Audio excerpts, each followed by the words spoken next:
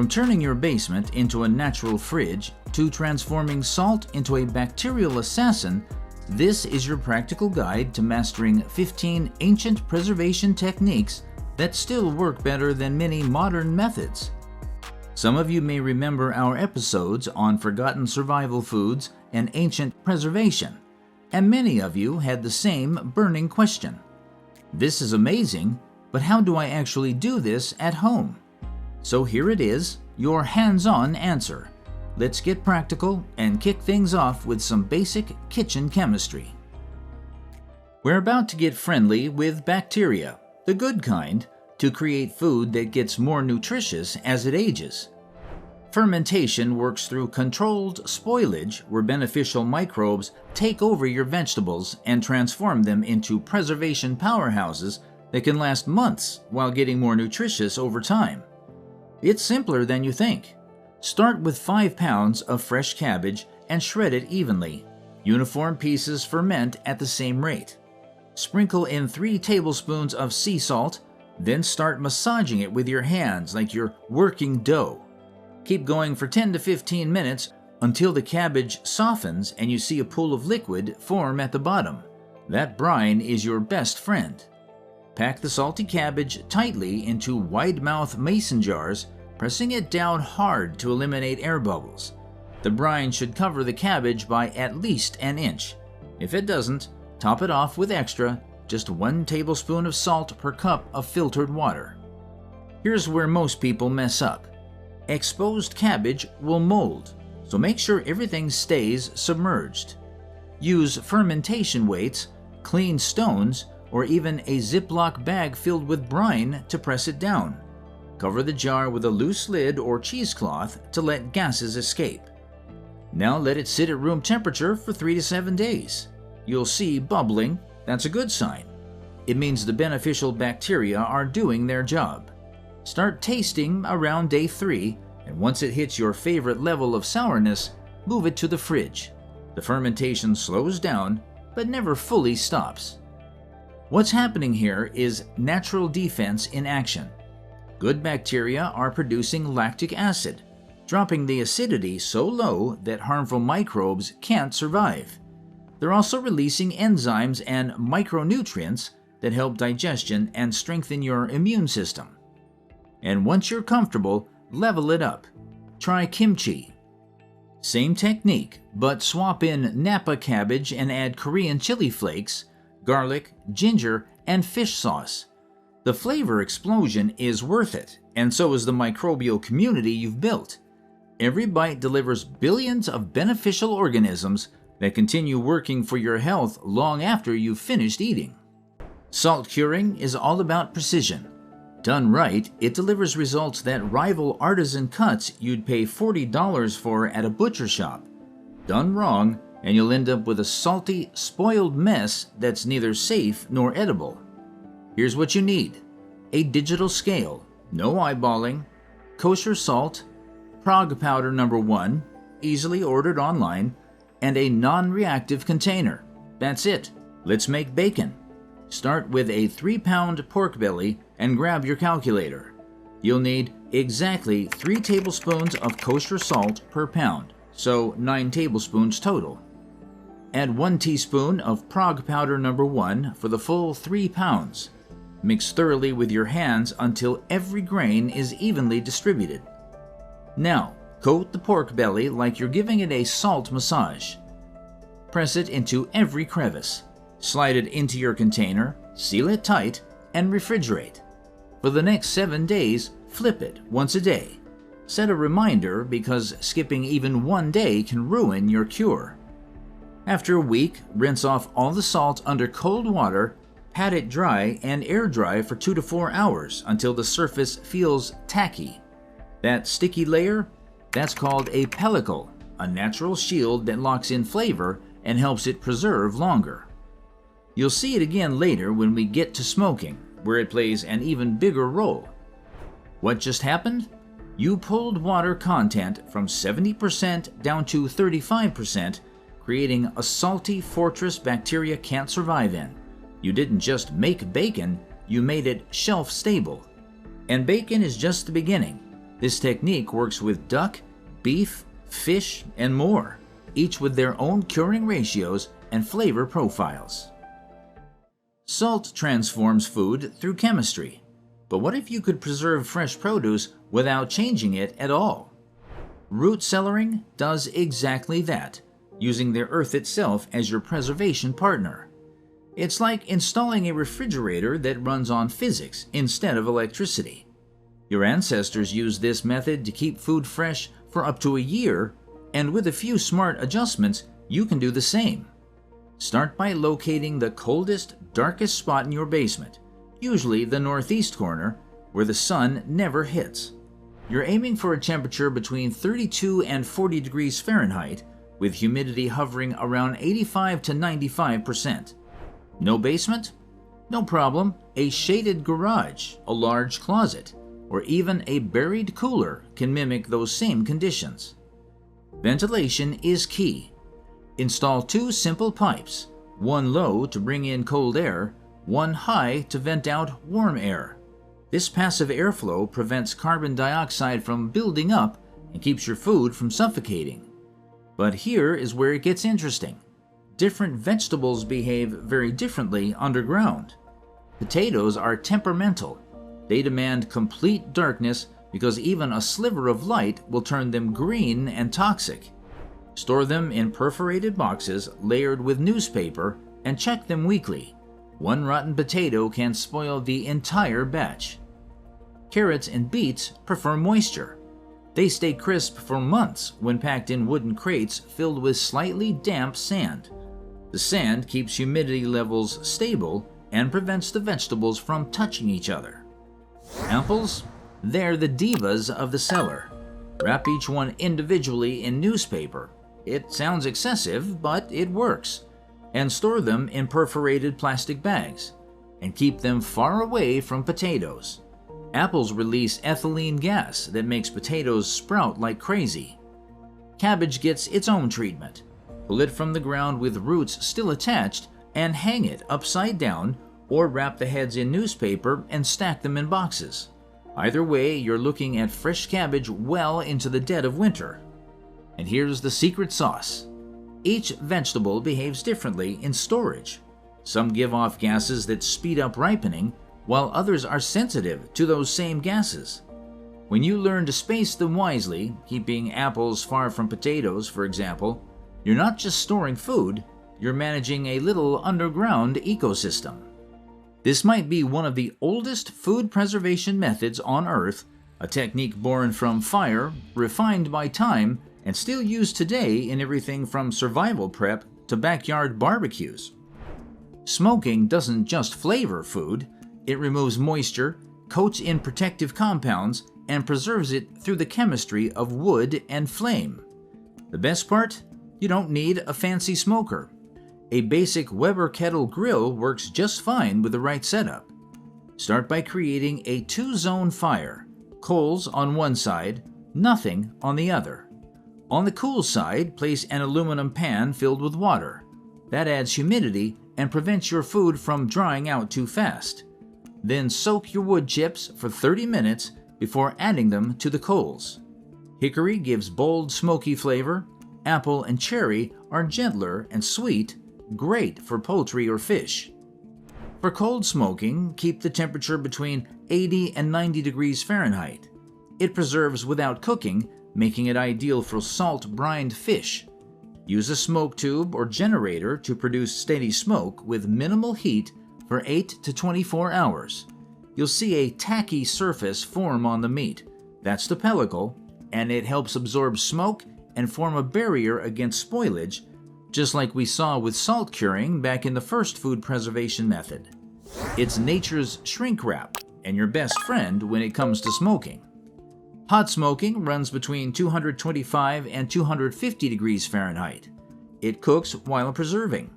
Keep temperatures steady using your 2-zone setup and add wood chips once an hour for the first 4 hours, no more. Oversmoking makes food bitter. The water pan helps maintain moisture balance so the texture stays just right. The real magic? It's in the smoke itself. As wood burns, it produces more than 400 different compounds, phenols, aldehydes, organic acids that cling to the food's surface.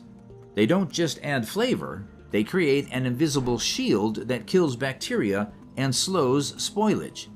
And yes, if you've ever grilled and thought, wow, this meat tastes amazing, congratulations, you've already been using ancient preservation chemistry, you just didn't know it. As for safety, never use pine, cedar, or pressure-treated lumber. Those contain toxins and resins you don't want anywhere near your food. And for shelf life, cold smoked fish lasts 2 to 3 weeks in the fridge.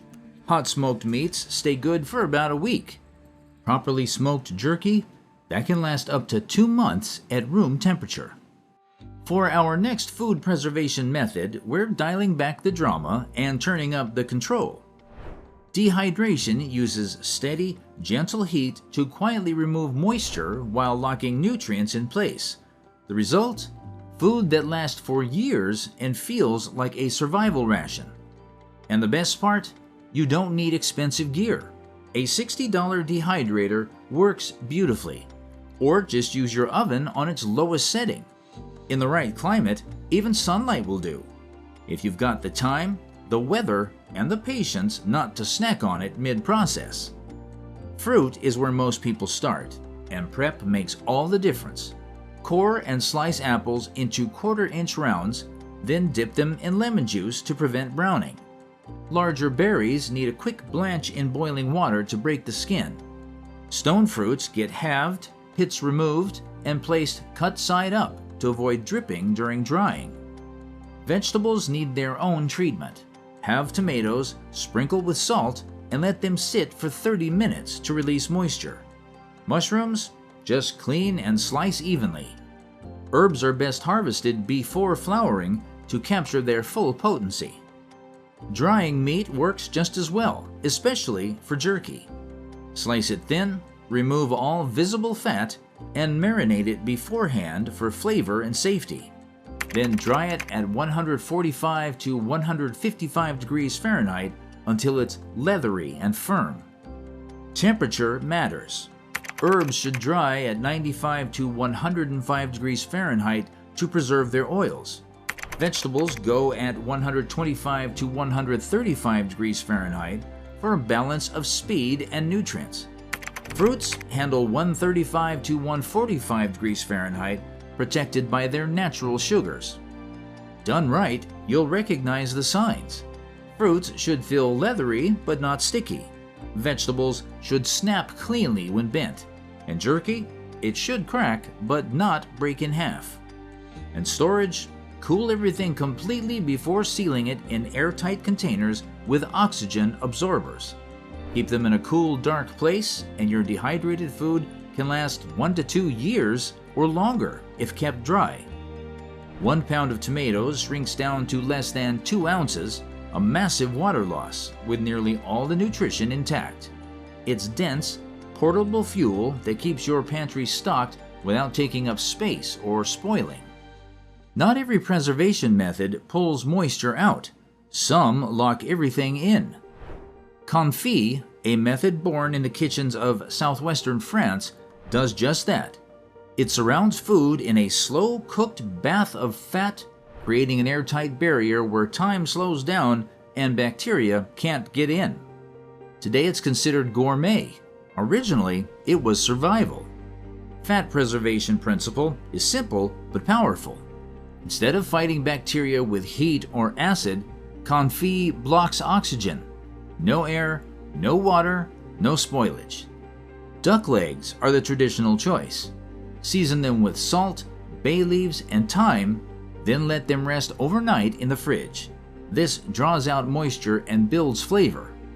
Next, heat duck fat gently to 200 degrees Fahrenheit. You can buy it or render your own. Submerge the cured duck legs completely and maintain that low heat for 2 to 3 hours until the meat becomes fork tender. It's a slow, quiet simmer, not a boil. Once cooked, transfer everything to containers, making sure every piece stays fully submerged in fat.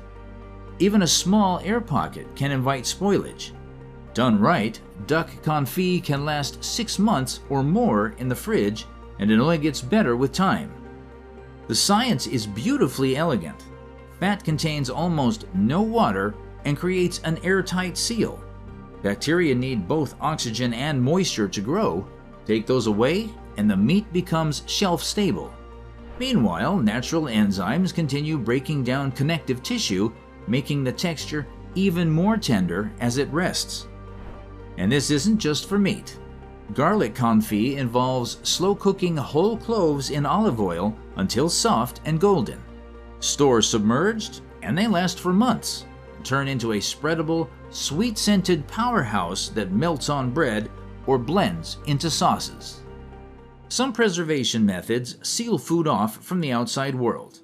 Vinegar takes a different approach. It goes on the offensive. This is acid preservation, a sharp chemical defense system that doesn't just prevent spoilage, it dismantles it.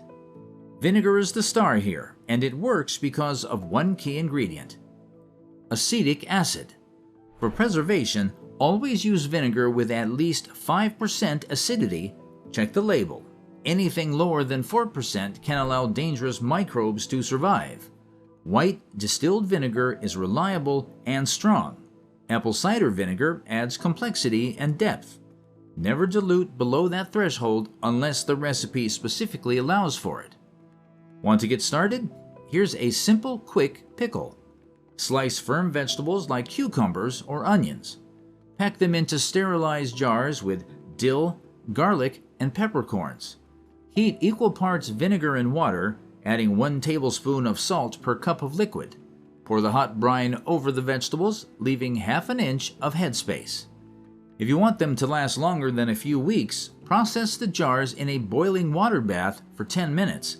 That vacuum seal locks out contaminants and gives you shelf-stable pickles that can last 2 to 5 years unopened. What makes vinegar so powerful?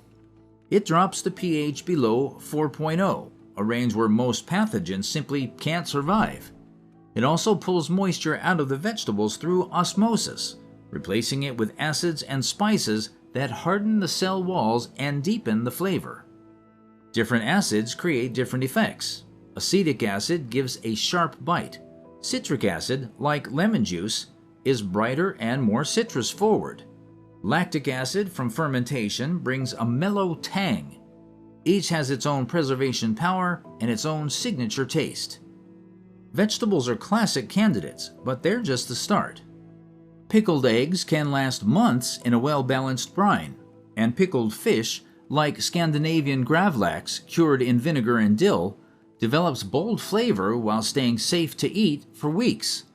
The real beauty of acid preservation is that it doesn't just stop spoilage, it creates entirely new foods. Over time, the acid continues to work on the structure of whatever you've preserved, softening textures and layering flavors in a way that only gets better with age.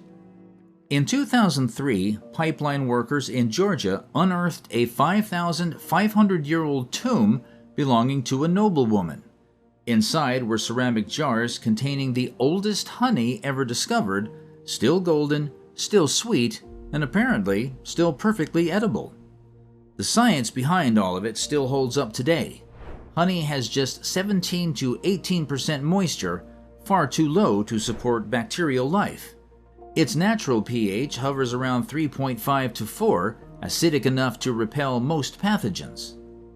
And thanks to an enzyme called glucose oxidase, it produces trace amounts of hydrogen peroxide, the same compound used in first aid kits to clean wounds, giving it built-in antimicrobial power. To preserve fruit, simply submerge clean, dry slices in raw honey. Apples, pears, and stone fruits all work beautifully. Over time, the honey replaces moisture in the fruit while intensifying its flavor into a deep, concentrated sweetness. Preserving meat might sound unusual, but it's an ancient and effective method of conservation.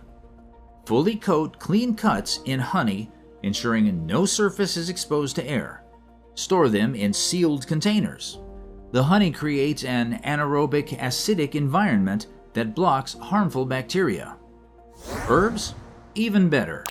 Drop in fresh rosemary, thyme, or sage. The honey draws out their active compounds while preventing degradation. What you get is a sweet herbal infusion that functions as both remedy and flavor bomb. The golden rule? Total submersion. If any part of your food is left exposed to air, spoilage can still occur. And don't skip sterilizing your containers. Even honey needs a clean start. Modern variations include honey-preserved ginger that lasts for years, fermented garlic in honey with bold umami depth, and preserved lemons used in Middle Eastern cooking to brighten stews and roasts. We've talked about smoke and fire, but how about what's left behind? Ash, soft, gray, forgotten, might be the most underestimated preservation tool in human history. And while it looks simple, it's been keeping food safe for thousands of years, from Andean highlands to African deserts. Ash preservation works by creating an alkaline shield, a high pH environment where spoilage bacteria can't survive and nutrients don't just last, they improve. It starts by making lye. Fill a container with hardwood. Ash, oak, beech, or maple work best. Pour in water and let it steep for 24 hours. Strain the liquid.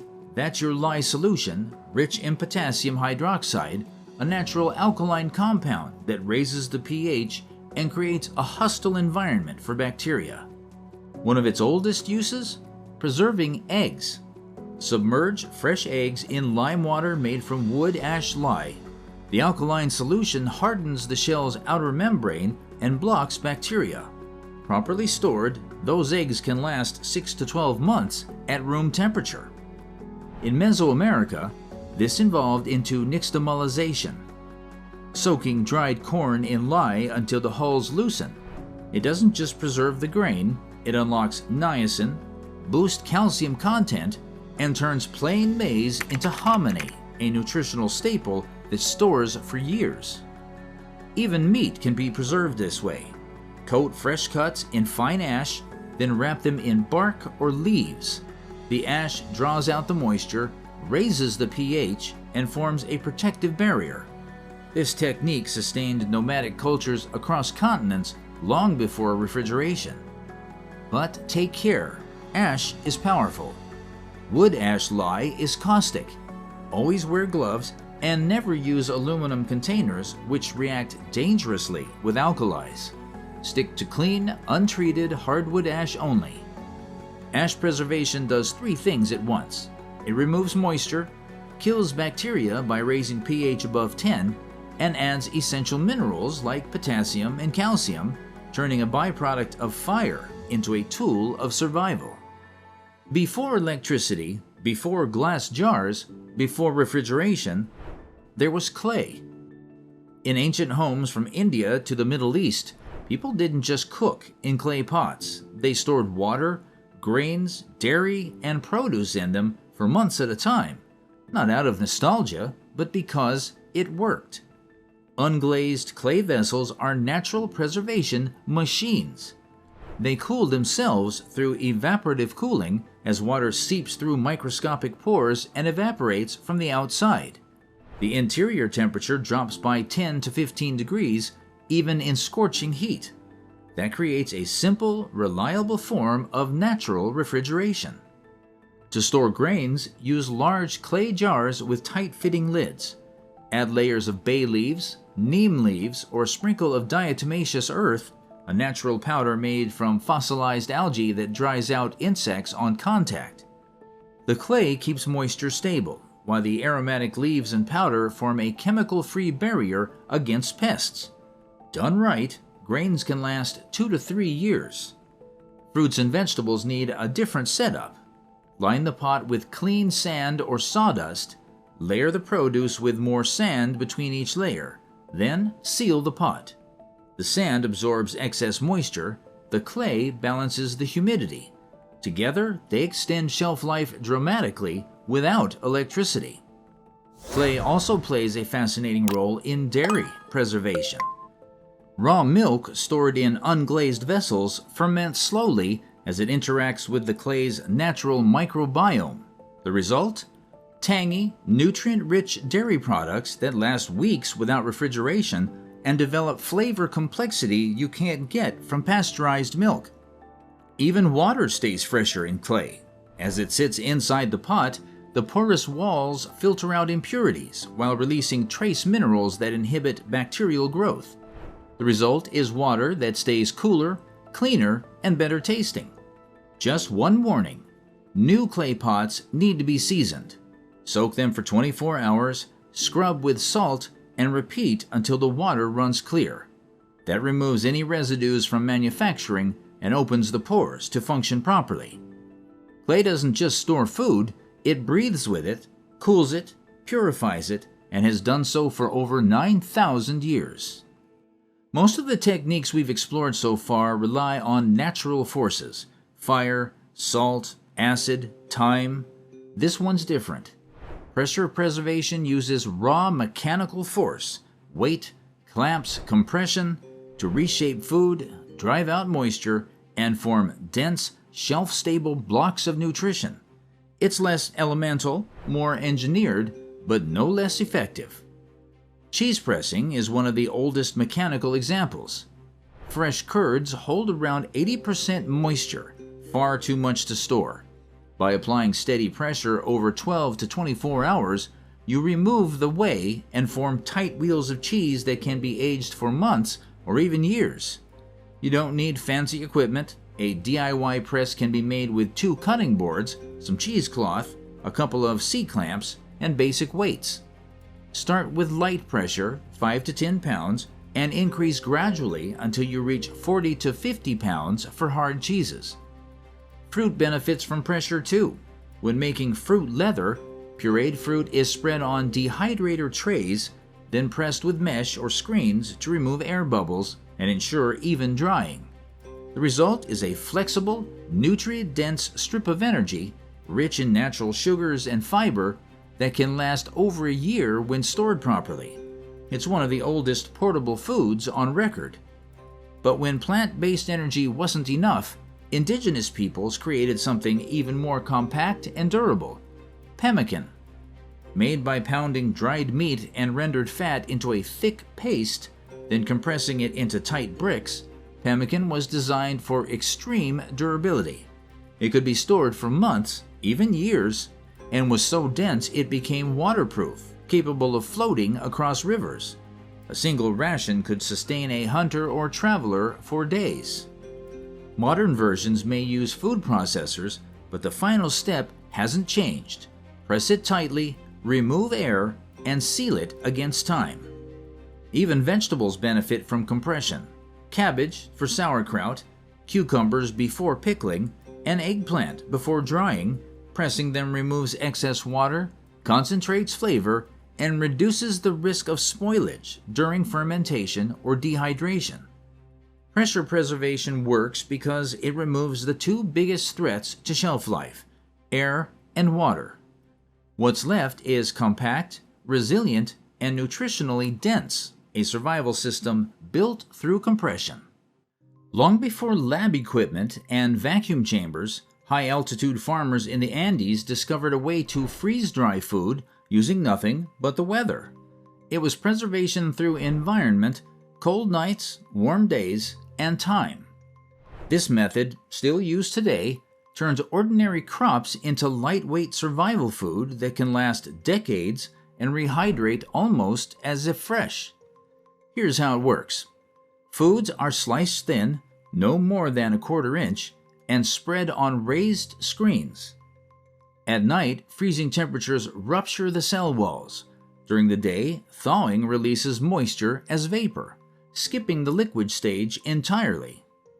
It's a natural form of sublimation, where ice turns straight into gas, which prevents the food structure from breaking down. Potatoes are ideal for this technique. Slice, lay them out, and let the freeze-thaw cycles do their work for 7 to 10 days. The result is chuño, a traditional Andean staple so dry and durable it can remain edible for 20 years or more when kept dry. Meat works too, but it needs to be sliced even thinner, no more than 1/8 of an inch. As it freeze-dries, it shrinks down to 10% of its original weight, yet rehydrates with surprisingly fresh texture and flavor. Modern freeze-drying mimics this process using a chest freezer and dehydrator. First, freeze the food solid, then transfer it to a dehydrator on the lowest setting. As the ice crystals skip the liquid phase and turn directly to vapor, the food dries out without collapsing or turning leathery. But freeze-dried food is only as good as its storage. Keep it sealed with oxygen absorbers, desiccants, and vacuum packs. Done right, these foods can last 25 to 30 years with texture and nutrients nearly intact. The real advantage? Freeze-drying preserves the food's cellular structure. While dehydration often shrinks and toughens, freeze-dried foods retain their shape, texture, and bounce, so when you add water, they rehydrate closer to their original form, not just soften. We've seen this before: preservation by submersion. Confit used fat to block air and bacteria. Oil does the same, but with added benefits. It infuses flavor, carries nutrients, and becomes part of the dish. By sealing food in oil, you create an anaerobic environment, one where oxygen is gone and spoilage bacteria can't grow. But oil doesn't just protect, it transforms. It extracts aromas, softens textures, and turns preserved ingredients into flavor-packed additions for future meals. Olive oil is the go-to, especially light or pure olive oil, which holds up better over time. Extra virgin is great for short-term storage in the fridge, but it oxidizes faster and solidifies at cooler temperatures. Start with herbs. Clean them thoroughly, pat them completely dry, and pack them into sterilized jars. Cover completely with olive oil, pressing out any air bubbles. Stored in the fridge, herbs like rosemary, thyme, or basil stay bright and aromatic for 6 months or more. Cheese is another ideal candidate. Submerge chunks of hard cheese in olive oil with herbs and spices. The oil blocks moisture loss, prevents surface mold, and infuses rich Mediterranean flavor that deepens over time.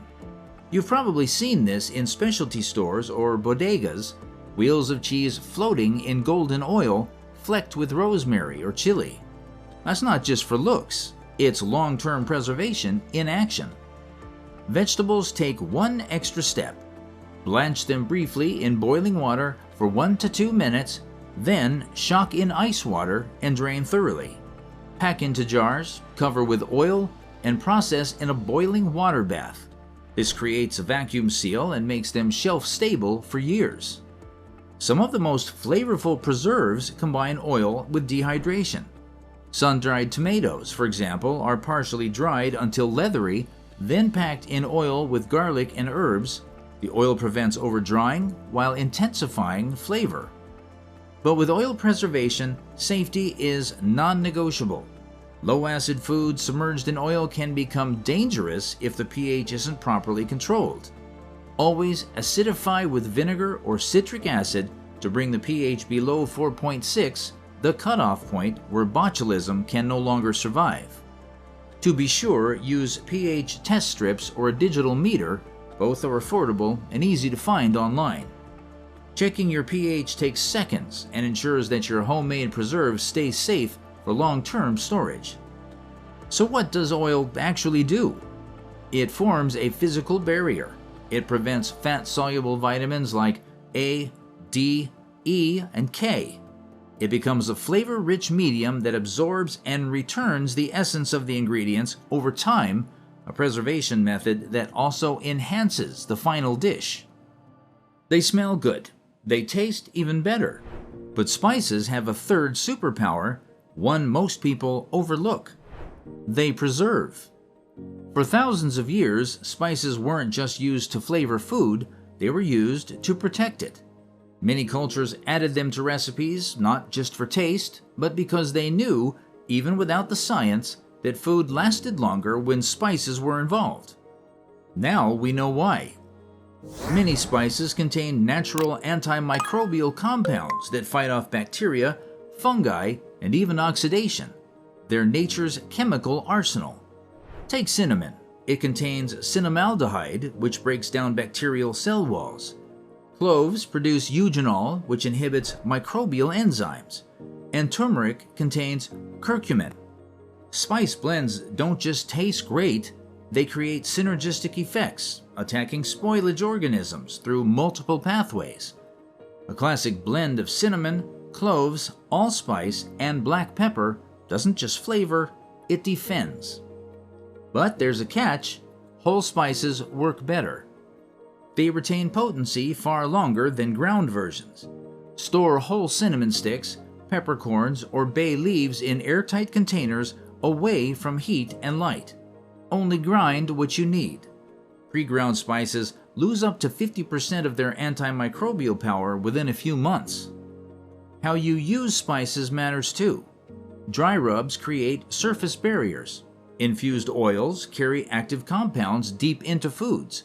And if you're smoking, toss whole spices onto your wood chips. The result is a compound-rich smoke that combines preservation and flavor in one step.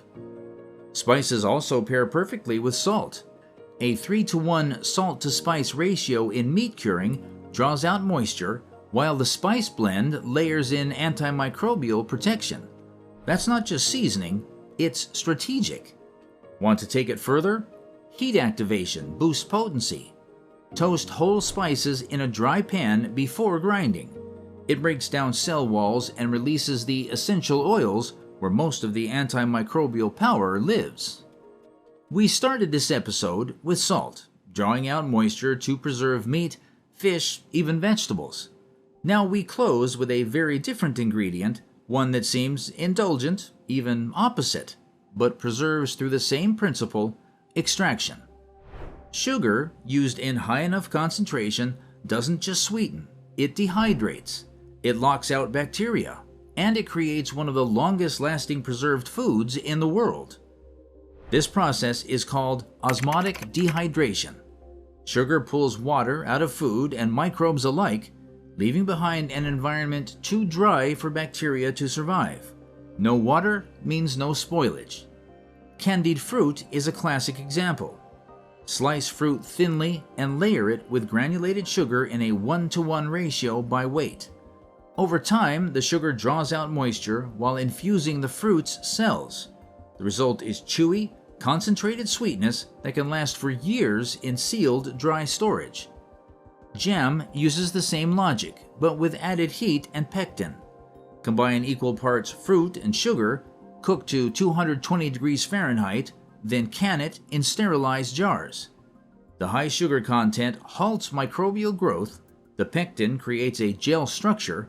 Properly sealed, these jars can sit on shelves for over 2 decades without spoiling.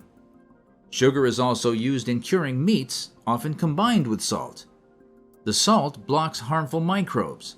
The sugar feeds beneficial bacteria, encouraging fermentation and flavor development.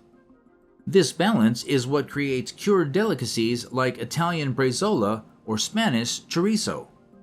Even flowers can be preserved with sugar. Layer edible blossoms in superfine sugar and store them in airtight jars. Over weeks, the sugar draws out essential oils and water, forming a delicate crystalline shell that preserves their fragrance, color, and form. But sugar preservation demands precision. The concentration must exceed 65%, anything lower and you risk bacterial growth. And because sugar is hygroscopic, meaning it attracts moisture from the air, even a little humidity can undo the process. Store preserved foods in airtight containers with desiccants and keep them in cool, dry environments. Sugar doesn't just extend shell life, it captures color, seals in aroma, maintains texture, and turns fragile ingredients into shelf-stable time capsules. From learning how to make bacon to preserving sweetness in sugar crystals, these 15 techniques prove that ancient methods still belong in modern kitchens. They don't require fancy tools, just patience, attention, and the willingness to work with nature instead of against it.